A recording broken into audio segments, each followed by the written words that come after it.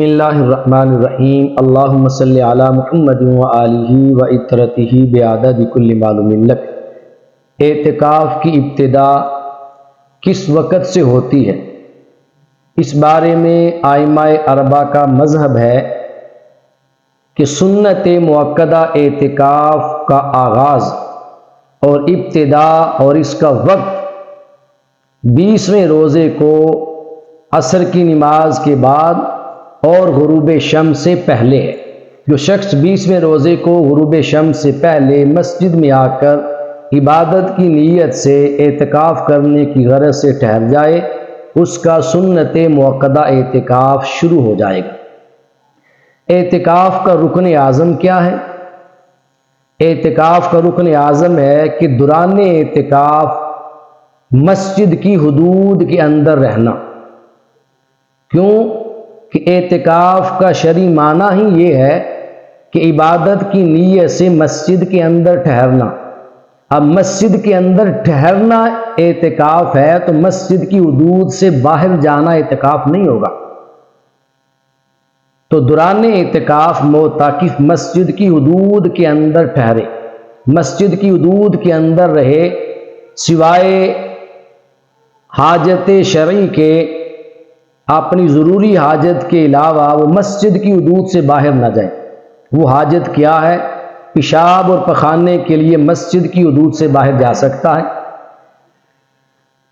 اگر غسل کی نوبت آ جائے، غسل واجب ہو جائے، تو اس صورت میں مسجد کی حدود سے باہر جانا اس کے لیے جائز ہے۔ اسی طرح اگر کوئی شخص مسجد میں اعتکاف پر بیٹھا ہے اور وضو کی سہولت مسجد میں میسر نہیں ہے تو وضو کرنے کے لیے بھی مسجد کی حدود سے باہر اپنے گھر جانا جائز ہے۔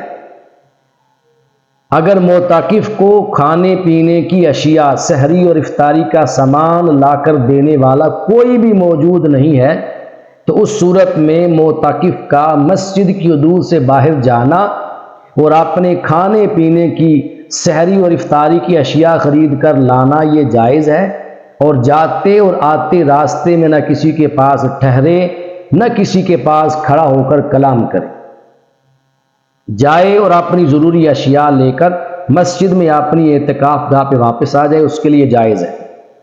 اور اس کے علاوہ اگر مسجد کے اندر جمعے کی سہولت میسر نہیں ہے، جمعے کا انتظام نہیں ہے، تو مسجد اعتکاف سے نکل کر دوسری مسجد میں نماز جمعہ کی ادائیگی کے لیے جانا بھی معتکف کا جائز ہے۔ مؤذن کے لیے اذان پڑھنے کے لیے مسجد کی حدود سے باہر جانا جائز ہے۔ اگر مسجد کی حالت خستہ ہو، مسجد گرنے والی ہو، خوف ہو کہ مسجد ابھی گر جائے گی یا گرنے کے قریب ہو، تو اس صورت میں اس مسجد سے نکل کر دوسری مسجد میں منتقل ہونا اور دوسری مسجد میں جا کر اعتکاف بیٹھ جانا یہ بھی جائز ہے۔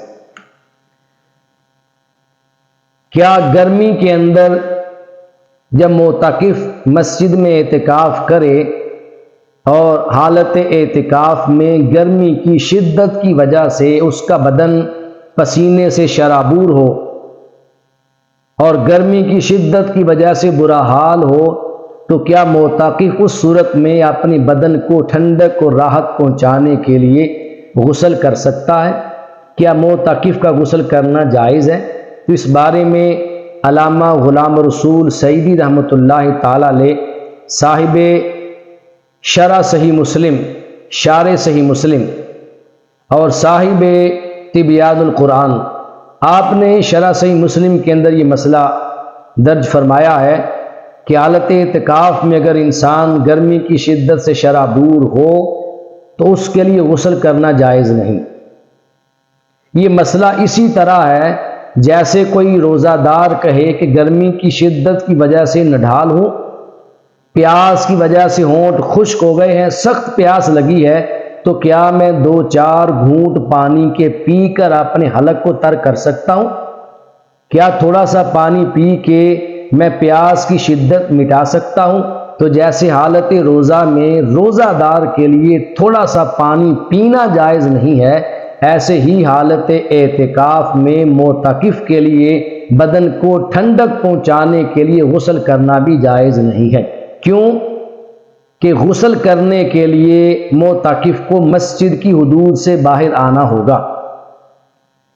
غسل کی جگہ مسجد کی حدود سے باہر ہوتی ہے۔ جب وہ مسجد کی حدود سے باہر آئے گا بغیر کسی شرعی ضرورت کے تو اس کا اعتکاف ٹوٹ جائے گا، کیونکہ شریعت مطہرہ نے کسی بندے پر اعتکاف لازم اور واجب نہیں کیا۔ بندہ نظر مان کر خود اپنے اوپر اعتکاف واجب کر لیتا ہے یا اعتکاف کو شروع کر کے خود اپنے اوپر لازم کر لیتا ہے۔ شریعت مطہرہ نے کسی کو مشقت میں نہیں ڈالا کہ تو نے ہر صورت میں اعتکاف کرنا ہے۔ اعتکاف کا ثواب بجا ہے، لیکن اس ثواب کے ساتھ ساتھ اعتکاف کی پابندیاں بھی ہیں۔